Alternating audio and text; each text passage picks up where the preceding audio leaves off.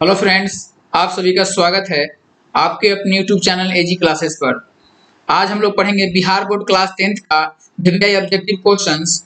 जो भी बच्चे देने वाले हैं 2022 में एग्जाम 10th क्लास का, उनके लिए वीडियो बहुत ही इंपॉर्टेंट होने वाला है। इसमें हम लोग पढ़ेंगे जीव विज्ञान का चैप्टर नंबर 2 नियंत्रण एवं समन्वय के सभी ऑब्जेक्टिव जो इस चैप्टर से बन सकते थे। तो चलिए शुरुआत करते हैं।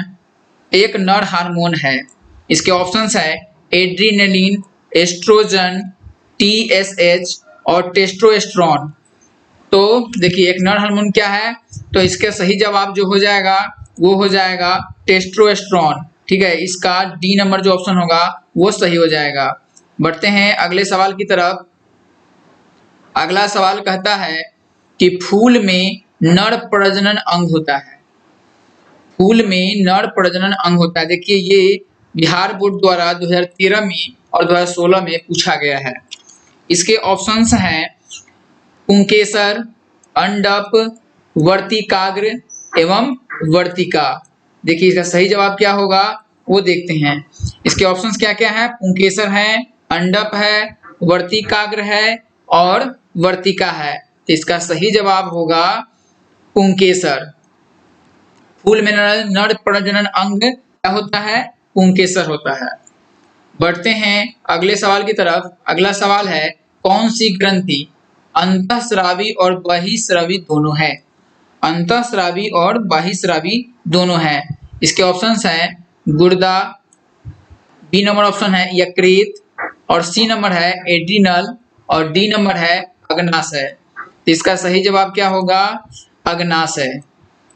यानी कि कौन सी ग्रंथि अंतःस्रावी और बहिःस्रावी दोनों हैं, तो अग्नाशय है जो अंतःस्रावी और बहिःस्रावी है।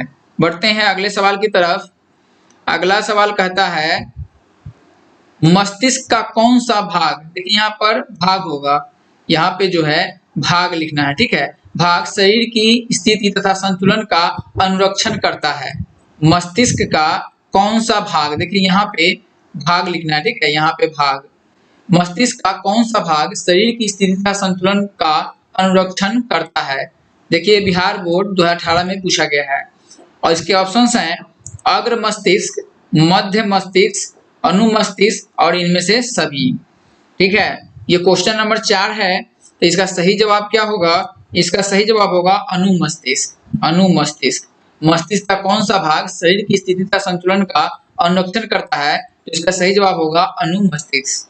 बढ़ते हैं अगले सवाल की तरफ। अगला सवाल कहता है रक्त में आयरन की कमी से होने वाला रोग है।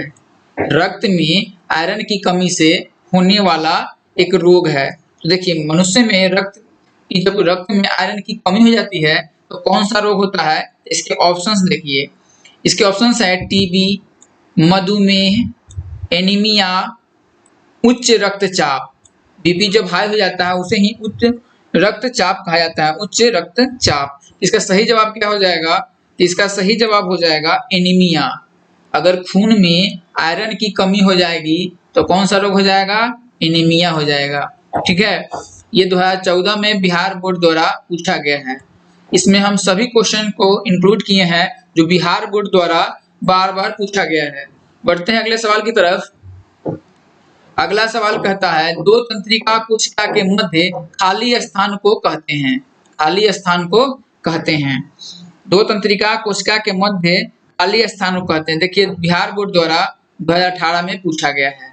इसके ऑप्शंस हैं दुमिका, जिसको द्रुमिका कहा जाता है, दुमिका है यहाँ पे द्रुमिका, इसको द्रुमिका पढ़िएगा, द्रुमिका और synapse, B number option synapse और सी नंबर ऑप्शन है एक्सॉन, डी नंबर ऑप्शन है आवेग। तो इसका सही जवाब क्या होगा, सिनेप्स हो जाएगा। इसका सही जवाब क्या होगा, synapse, option number B synapse. दो तंत्रिका कोशिका के मध्य खाली स्थान को क्या कहते हैं, सिनेप्स कहते हैं। ठीक है, बढ़ते हैं अगले सवाल की तरफ। अगला सवाल बहुत ही आसान सवाल है और बार बार रिपीट होता है। देखिए 2013 में रिपीट है, 2015 में है, 2016 में है और आगे भी रिपीट हुआ है। देखिए इंसुलिन की कमी से के कारण कौन सा रोग होता है, तो इंसुलिन की कमी से कौन सा रोग होता है, इस सभी को पता होगा, मधुमेह होता है।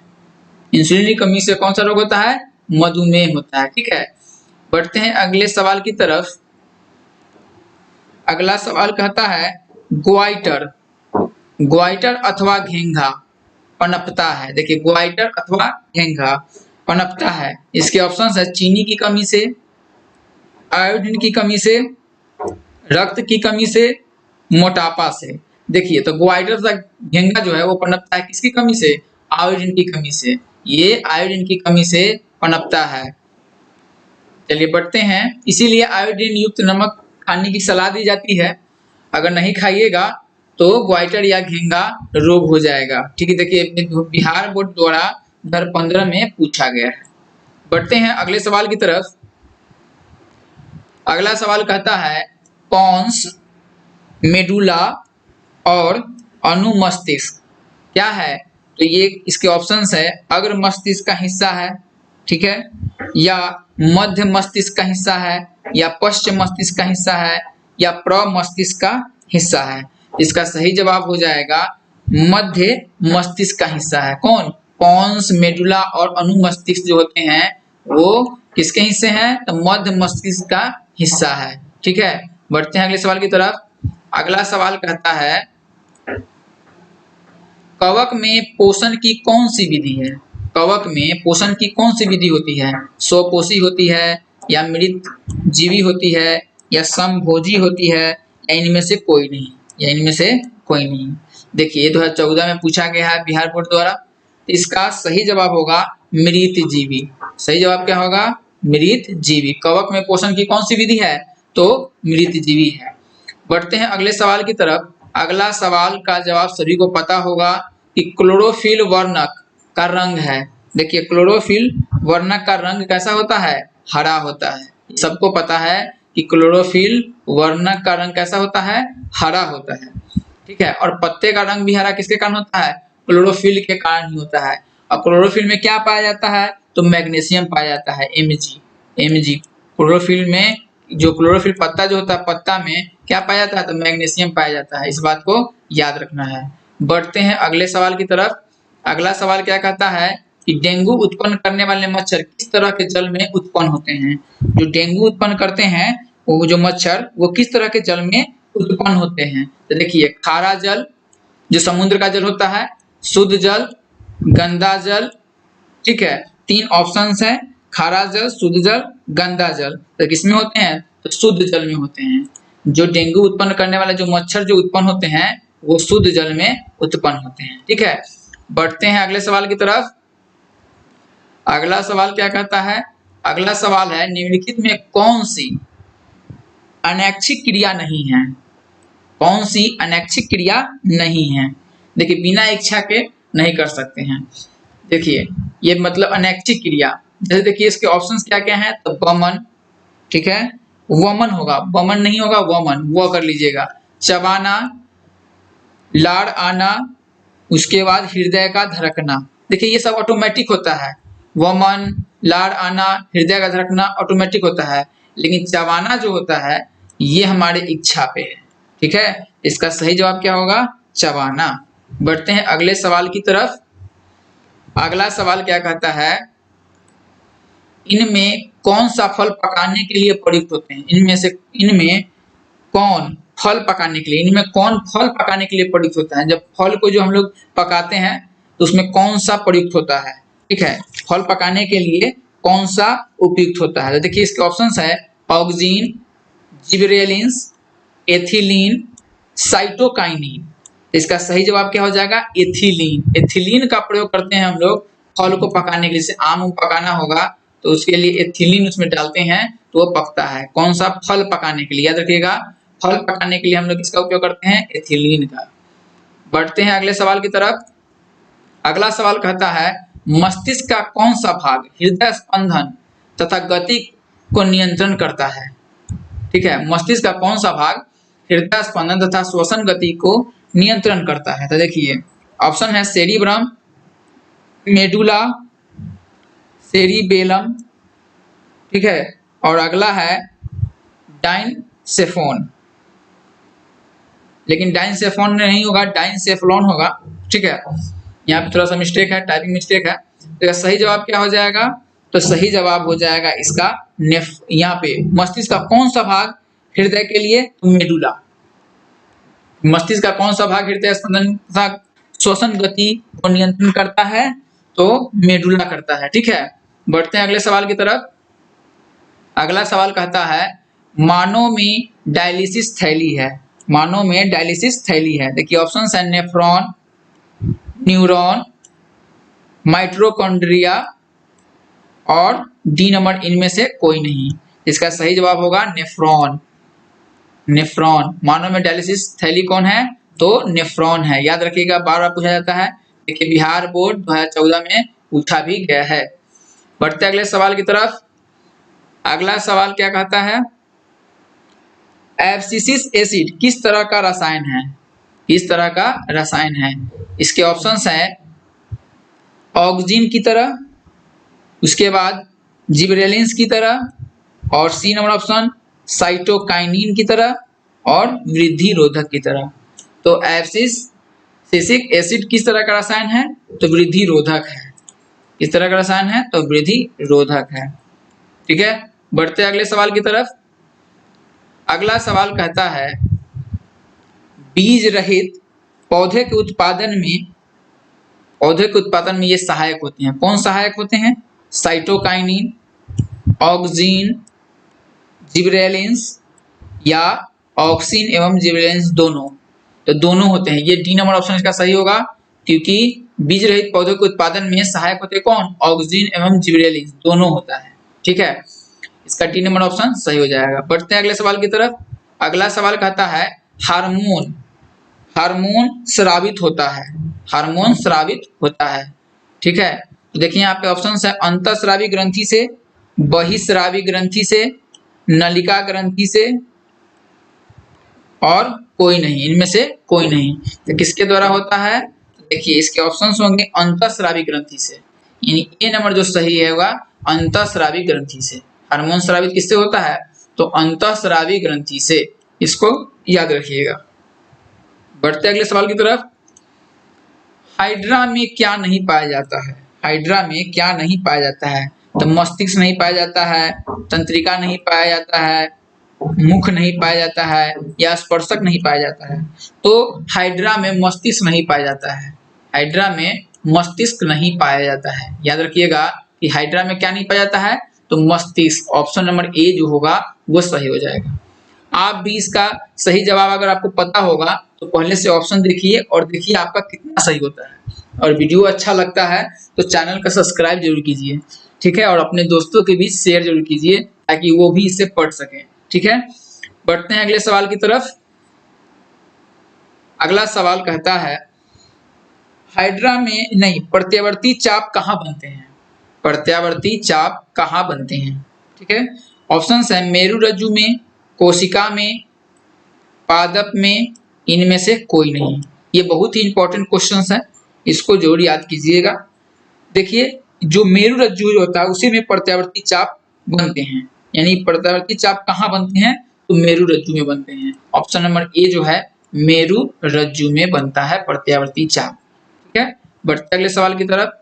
अगला सवाल क्या कहता है केंद्रीय तंत्रिका तंत्र कौन बनाते हैं? केंद्रीय तंत्रिका तंत्र कौन बनाते हैं? ऑप्शन है पादप, ऑप्शन नंबर बी है मस्तिष्क, सी है मस्तिष्क, और मेरु रज्जु यही बनाता है। याद रखिएगा, इनमें से कोई नहीं होगा। Option number C. Option number C क्या होगा? केंद्रीय तंत्रिका तंत्र कौन बनाते हैं? तो मस्तिष्क और मेरु रज्जु। इसको याद रखिएगा। ठीक है, बढ़ते हैं अगले सवाल की तरफ। अगला सवाल कहता है मेरु रज्जु को रक्षा कौन करता है? मेरु रज्जु की रक्षा कौन करता है? ऑप्शन है कोशिका, मस्तिष्क, कशेरुकी दंड, और इनमें से कोई नहीं। तो इसका सही जवाब जो होगा वो होगा कशेरुक दंड। कशेरुक दंड जो होता है वही मेरु रज्जु को रक्षा करता है, मेरु रज्जु का रक्षा करता है। बढ़ते हैं अगले सवाल की तरफ। अब देखिए मस्तिष्क उत्तरदायी है। देखिए मस्तिष्क उत्तरदायी है किसके लिए? सोचने के लिए, स्पंदन के लिए, शरीर का संतुलन बनाने के लिए, इनमें से सभी के लिए जो मस्तिष्क उत्तरदायी है वो सभी के लिए होता है। ठीक है, सोचने के लिए भी होता है, हृदय स्पंदन के लिए भी होता है, शरीर का संतुलन भी बनाता है। यानी कि ऑप्शन नंबर डी जो होगा इनमें से सभी, ये सब याद कर लीजिएगा, तीनों सब होता है। ठीक है, बढ़ते हैं अगले सवाल की तरफ। अगला सवाल है कि निम्नलिखित में कौन सा पादप हार्मोन है? निम्नलिखित में कौन सा पादप हार्मोन है? इंसुलिन है, एस्ट्रोजेन है, थायरॉक्सिन है, साइटोकाइनिन है। इसका कौन सा ऑप्शन सही होगा? तो साइटोकाइनिन। साइटोकाइनिन क्या है?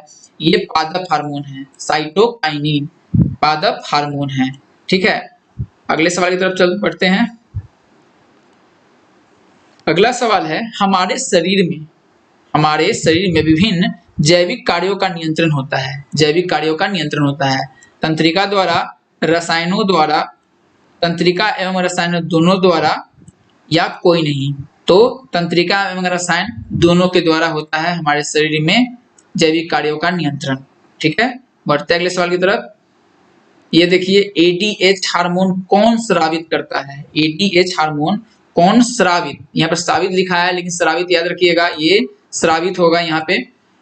तो देखिए, थायराइड करता है, या पीयूष करता है, अंडाशय, या वृषण। तो इसका सही जवाब हो जाएगा पीयूष। पीयूष करता है। ठीक है, पीयूष याद रखिएगा। अगला सवाल कहता है निम्नलिखित में कौन एक प्रत्यावर्ती क्रिया का उदाहरण है? ठीक है, प्रत्यावर्ती क्रिया का उदाहरण है। तो देखिए ध्यान से, अब हम लोग बढ़ते हैं अगले सवाल की तरफ। देखिए यहाँ पे ध्यान से, निम्नलिखित में कौन एक प्रत्यावर्ती क्रिया का उदाहरण है? तो प्रत्यावर्ती क्रिया का कौन उदाहरण है? तो देखिए इसके ऑप्शंस है, ए मिठाई देखकर मुंह में पानी आना, मिठाई देखकर मुंह में पानी आना, छींक आना, आंखों का झपकना, इनमें से सभी। इनमें से सभी। देखिए, मिठाई देखकर मुंह में पानी आना प्रत्यावर्ती क्रिया का उदाहरण है। मिठाई देखकर मुंह में पानी आना प्रत्यावर्ती क्रिया का उदाहरण है। आगे बढ़ते हैं। अगला सवाल क्या कहता है? निम्नलिखित में मादा ग्रंथि किसे कहते हैं? निम्नलिखित में मादा ग्रंथि किसे कहते हैं? देखिए, अंडाशय को, अंडाणु को, अंडज को, या अंडकोश को। ठीक है, इसका सही जवाब होगा अंडाशय को। अंडाशय को क्या कहते हैं? मादा ग्रंथि कहते हैं। अगला सवाल, कोशिका विभाजन एवं कोशिका दीर्घन द्वारा तने की वृद्धि में सहायक हार्मोन है। तने की वृद्धि में सहायक हार्मोन है। ऑप्शन है ऑक्सिन, जिबरेलिन और साइटोकाइनिन, और इनमें से सभी। इसका सही जवाब होगा ऑक्सिन। ऑक्सिन जो है वो सहायक होता है कोशिका विभाजन में, कोशिका दीर्घन द्वारा तने की वृद्धि में। तने की वृद्धि में यह हार्मोन है ऑक्सिन, वो सहायक होता है। अगला सवाल क्या कहता है? जब पौधे पर प्रकाश पड़ता है तो ऑक्सीन का विसरण प्ररोह के किस भाग की ओर होता है? प्ररोह के किस भाग की ओर होता है? तो छाया वाला भाग की ओर, प्रकाश वाले भाग की ओर, स्तंभ शीर्ष की ओर, इनमें से सभी की ओर। तो छाया वाला भाग की ओर होता है। जब प्रकाश पड़ता है तो ऑक्सीन विसरण प्ररोह के किस भाग की ओर होता है? तो छाया वाला भाग की ओर होता है। अगला सवाल है थायराइड। देखिए यहाँ पर थ होगा। थायराइड ग्रंथि द्वारा थायरॉक्सिन हार्मोन के संश्लेषण में निम्नलिखित में किसका होना आवश्यक है? किसका होना आवश्यक है? ऑप्शन है मैग्नीज, आयरन, आयोडीन, क्लोरीन। इसका सही जवाब क्या हो जाएगा? आयोडीन। आयोडीन का होना जरूरी है। आयोडीन का होना जरूरी है। Option number C. अगला सवाल, उच्च स्तरीय, यहाँ पे देखिए उच्च